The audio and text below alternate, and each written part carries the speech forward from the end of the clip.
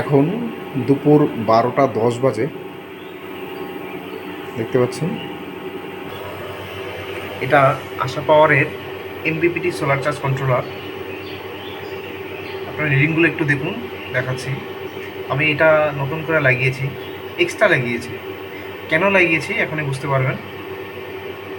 দেখুন, এটাকার আমি যে চার্জিং অ্যাম্পিয়ার 41.4, আমি 40 অ্যাম্পিয়ার পর্যন্ত এটা চার্জিং করে রেখেছি। প্যানেল ভোল্টেজ 92, 533 ওয়াট আসছে। যে তিনটে ব্যাটারি আছে, ব্যাটারিগুলোর ভোল্টেজ 13.4, এটাও 13.4, এটাও 13.3।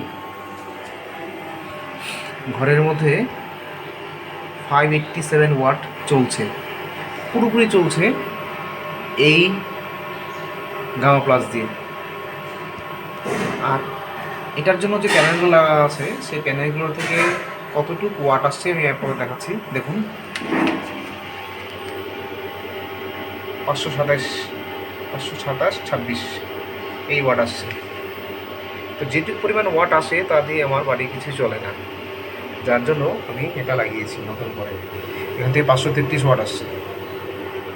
মোট প্রায় ভালো সূর্যের আলো থাকলে প্রায় 1200-1300 ওয়াট প্যানেল থেকে আসে, এবং তা দিয়ে এই তিনটি ব্যাটারি